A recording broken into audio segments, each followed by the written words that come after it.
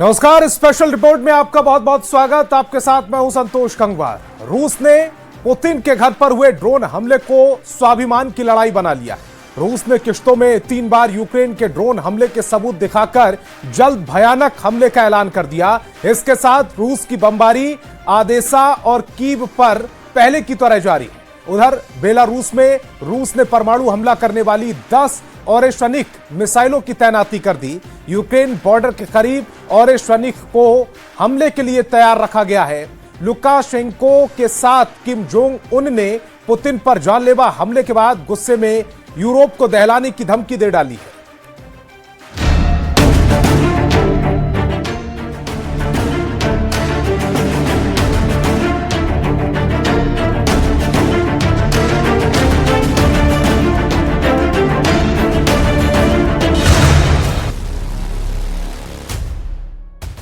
बर्फीले मैदान पर दौड़ते विशालकाय ट्रकों पर लदा परमाणु हथियारों को दागने वाली परमाणु मिसाइल।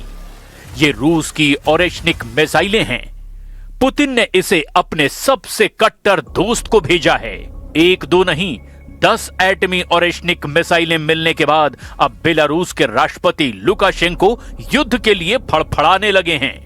लुकाशेंको ने पुतिन की परमाणु मिसाइलों को सीधे वॉर जोन में अब रेडी टू फायर कर दिया है। रूस यूक्रेन का बारूदी टकराव 2026 में परमाणु युद्ध में बदलने लगा। रूस यूरोप की जंग 2026 में 32 देशों का महायुद्ध बन गया। ट्रंप पुतिन की दोस्ती 2026 में तीसरे विश्व युद्ध की वजह बन गई। 2026 में पुतिन बनेंगे सुपर पावर। रूस ने 2026 का बारूदी इस्तकबाल किया है। यूक्रेन पर भयानक हमले हुए हैं। कीव में पूरी रात सायरन बज रहे हैं। ओडेसा पर सबसे ज्यादा बारूद बरसा है। लेकिन ये सिर्फ ट्रेलर है। पुतिन इतने गुस्से में हैं कि वो कई देशों को जलाकर राख कर सकते हैं और वजह है यूक्रेन की सबसे बड़ी गलती।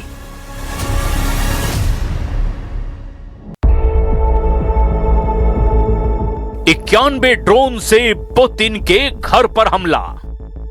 पुतिन के आवास पर ड्रोन हमला परमाणु युद्ध भड़काने वाला कांड बन चुका है। रूस ने पुतिन के घर पर ड्रोन हमले को अपने आन बान शान से जोड़ लिया है। रूस एक एक सबूत दिखा रहा है। रूस पुतिन की जान लेने की कोशिश को सबसे संगीन गुनाह बता रहा है। रूस ने ऐलान कर दिया है कि उसको शांति समझौते में धोखा देने वाले दुश्मन अब जिंदा नहीं बचेंगे। रूस का रक्षा मंत्रालय पुतिन के घर पर हमले के बाद अब सुपर एक्शन मोड में आ गया है। रूस के एयर डिफेंस मिसाइल फोर्सेस के चीफ ने पुतिन के आवास पर हुए हमले के सबूतों के साथ मैप के जरिए यूक्रेन पर गंभीर आरोप लगा दिए हैं। период с 28 по 29 декабря 2025 года киевский режим предпринял попытку террористической атаки с массированным применением беспилотных летательных аппаратов дальнего действия по резиденции президента Российской Федерации в Новгородской области. Около 19 часов 20 минут 28 декабря подразделением аэротехнических войск воздушно-космических сил был скрыт факт воздушной атаки с применением беспилотных летательных аппаратов самолетного типа. पुतिन के घर पर हमला हुआ, कहां से हुआ? हमले में कितने ड्रोन इस्तेमाल किए गए? हमलावर ड्रोन को कैसे मारा गया?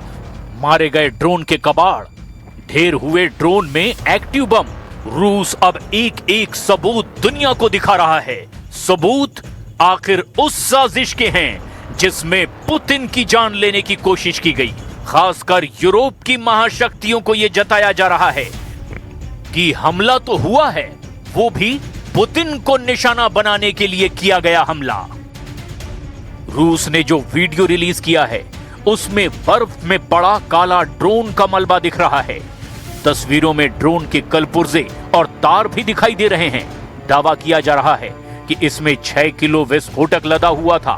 मंत्रालय का दावा है कि यूक्रेन ने पुतिन के आवास पर एक साथ कई दिशाओं से हमले की कोशिश की। लेकिन यूक्रेन के हमले में पुतिन के घर को खरोंच तक नहीं आई। 91 ड्रोन को रूस ने हवा में ही उड़ाते हुए मार गिराया। एक ड्रोन जो पुतिन के घर के करीब तक पहुंचा, उसे भी मिसाइल दाग कर ढेर कर दिया गया। हालांकि 6 किलो बारूद से लोडेड ड्रोन का बम कबाड़ होने के बाद भी एक्टिव था। В предельно малых высотах с территории Сумской и Черниговской областей Украины. Нанесение удара противником, как показано на представленной карте, осуществлялось по нескольким направлениям к резиденции президента России. पुतिन के घर पर जिस ड्रोन से हमले के आरोप यूक्रेन पर लगे, उसका नाम चाल्कून वी बताया गया। यूक्रेन इस चक्लुन वी ड्रोन को निगरानी और हमले दोनों के लिए इस्तेमाल करता है। यूक्रेन का आसमानी शिकारी कहा जाने वाला यह ड्रोन लॉन्ग रेंज हमले के लिए कुख्यात है, जिसकी रेंज 700 किलोमीटर तक बताई जा सकती है। चक्लुन वी अपने साथ 20 किलोग्राम तक वॉरहेड के साथ हमला कर सकता है। रूस ने कहा है कि यूक्रेन ने सुमय और चेरनिव रीजन से ड्रोन दाग करके रूस के नोगोरोड पर सबसे भयानक हमले की कोशिश की है। В результате отражения террористической атаки киевского режима пострадавших и разрушений на территории Российской Федерации нет. Ущерба резиденции президента Российской Федерации не допущено. रूस ने पुतिन के घर पर हमले के बाद जैसे ही एक्शन शुरू किया, यूक्रेन और यूरोप डिफेंसिव हो गए। यूक्रेन ने पुतिन के घर पर हमले के दावे को झूठा बताया, वहीं यूरोपीय देशों ने भी रूस के सभी दावों पर शक जताया है। फिनलैंड ने तो सबसे बड़ा जोखिम मोल लेते हुए रूस का जहाज सीज कर दिया है। फिनलैंड ने रूस के फिटबर्ग नाम के जहाज को जब्त कर लिया है। फिनलैंड ने रूसी शिप पर हेलसिंकी से एस्टोनिया तक खाड़ी के पार समुद्र के नीचे चलने वाली टेलीकॉम केबल में तोड़फोड़ के आरोप भी लगाए हैं। फिनलैंड के बॉर्डर गार्ड अथॉरिटी ने हेलसिंकी में दावा किया कि मालवाहक जहाज फिटबर्ग सेंट पीटर्सबर्ग बंदरगाह से इजराइल जा रहा था। रूस को गुस्सा दिलाने वाला दूसरा बड़ा कदम फ्रांस के राष्ट्रपति इमैनुअल मैक्रों ने उठाया है। मैक्रों ने ऐलान किया है कि 2026 में यूरोपीय देश रूस से बढ़ते खतरे के खिलाफ मोर्चा खोलने वाले हैं। पेरिस में जल्द इसको लेकर मैक्रो एक बड़ी बैठक करने जा रहे हैं। मैक्रो ने दावा किया कि वो हर कीमत पर युद्ध में यूक्रेन को जीत दिलवाएंगे। Accélérera. Dès le 6 janvier prochain, à Paris, de nombreux États européens et alliés prendront des engagements concrets pour protéger l'Ukraine et assurer une paix juste et durable sur notre continent européen. France लगातार Putin को challenge दे रहा है। France लगातार Ukraine को हथियार भेज रहा है। फ्रांस ने 100 राफाल देने का वायदा जेलेंस्की से कर रखा है। फ्रांस, जर्मनी, इटली और ब्रिटेन के भड़काने पर ही जेलेंस्की डॉनबास पर सख्त रुख अपनाए हुए हैं। जेलेंस्की ये दावा भी कर रहे हैं कि अगर उन्होंने पुतिन को डॉनबास दे दिया, तब भी यूरोप पर खतरा बना रहेगा, क्योंकि रूस सिर्फ धोखा देने के लिए कुख्यात है।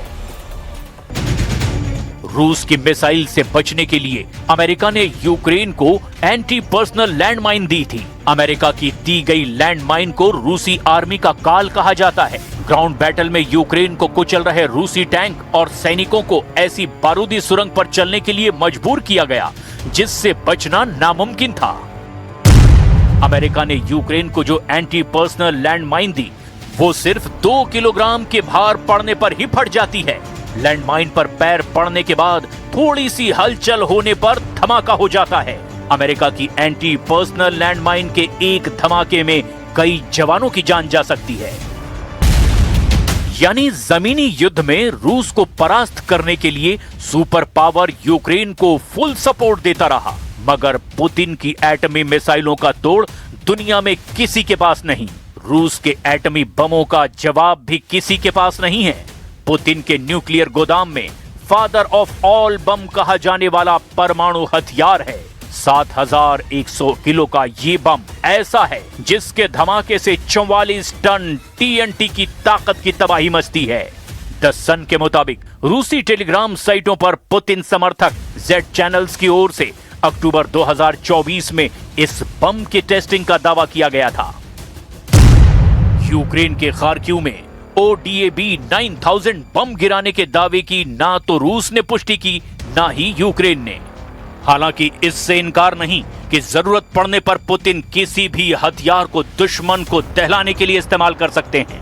यह भी तय है कि पुतिन को रोकने की जरूरत कोई भी नहीं जुटा पाएगा। यानी अब होगा वही जो पुतिन चाहते हैं। युद्ध का खात्मा पुतिन स्टाइल में ना हो, इसकी दुआ यूरोप और अमेरिका भी कर रहे हैं। ऐसा हुआ तो धरती के नक्शे पर यूक्रेन के बचने की उम्मीद बिल्कुल कम है। जो देश बचेंगे उनकी भी कई पीढ़ियां पुतिन के क्रोध को भुला नहीं पाएंगी। परमाणु हथियारों की विनाश लीला होती ही इतनी खौफनाक है, जिसके साइड इफेक्ट सिर्फ हमला झेलने वालों पर ही नहीं पड़ते। परमाणु बमों का विष कई पीढ़ियों को घुट घुट कर जीने पर मजबूर कर देता है।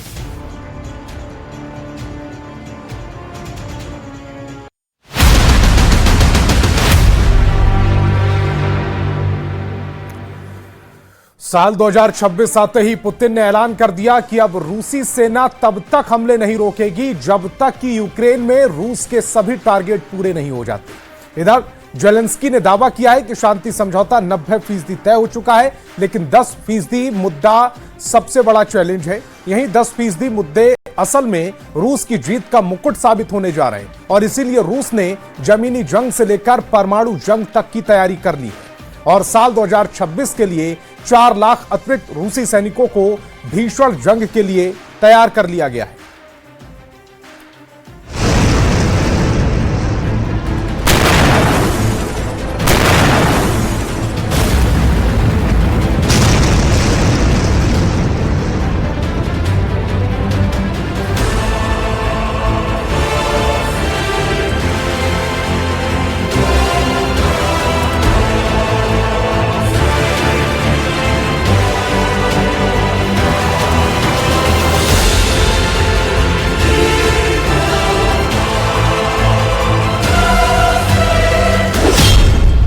% सरेंडर को तैयार यूक्रेन, 2026 में 100% युद्ध को तैयार रूस।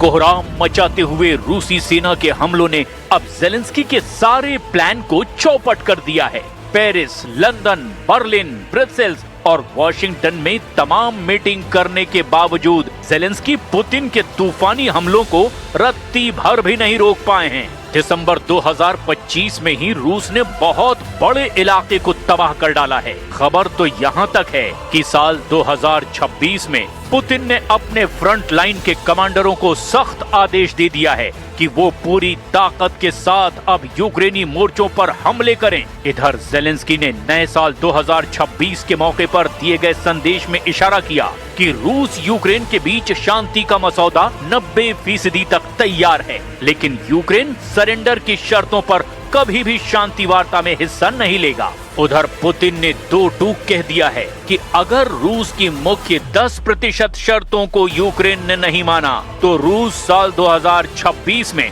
यूक्रेन के उन इलाकों पर भी हमले करेगा जो अभी तक रूस के टारगेट लिस्ट में शामिल नहीं थे।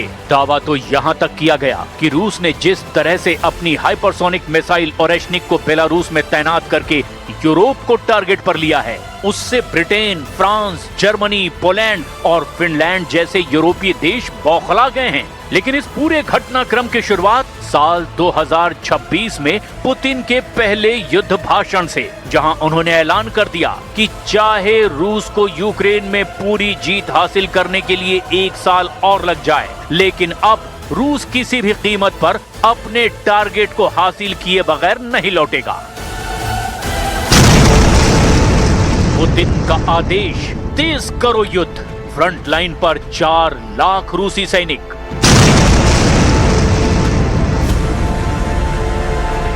अगर देखा जाए तो 4 साल की रूस यूक्रेन जंग में पूर्वी यूक्रेन पर सबसे ज्यादा हमले रूसी सेना कर रही है, खास तौर से डॉनबास प्रांत पर, जो पूर्वी यूक्रेन का एक बहुत बड़ा इलाका है। डोनेस्क और लुहांस्क दोनों इलाकों को मिलाकर जो इलाका बनता है वही डॉनबास कहलाता है और इसी डॉनबास पर पुतिन की नजरें गड़ चुकी है, जो लगातार डोनेस्क और लुहांस्क में हमले कर रहे हैं। रूसी सेना के कमांडरों को सख्त आदेश है कि वो सबसे पहले डॉनबास के पूरे इलाके पर कब्जा करें, ताकि यूक्रेन, नेटो और यूरोप पर युद्ध विराम का जबरदस्त दबाव बनाया जा सके। यही वजह है कि रूस ने 21 अक्टूबर 2025 के बाद से यूक्रेन के कम से कम 20 से 25 शहरों पर बड़े मिसाइल और ड्रोन हमले किए। पूर्वी यूक्रेन का Pokrovsk, Kupiansk, Luhansk, Donetsk, Kherson, Kharkiv, Sumy, Chernihiv और जापोरेजिया पर इस वक्त रूस के भीषण हमले हो रहे हैं। लेकिन इन सभी जगहों में से पूर्वी यूक्रेन का डॉनबास, जो कि डोनेस्क और लुहांस्क को मिलाकर बना है, उस पर पुतिन कब्जा करना चाहते हैं। और यही वजह है कि यहाँ पर रूस महीनों से तूफानी हमले करने में जुटा हुआ है। इधर ज़ेलेंस्की के सामने सबसे बड़ी दिक्कत ये है कि रूस को भारी नुकसान पहुंचाने का दावा करने वाली यूक्रेनी सेना अभी भी पूर्वी यूक्रेन में रूसी सेना के हाथों पूरी तरह से पिट रही है।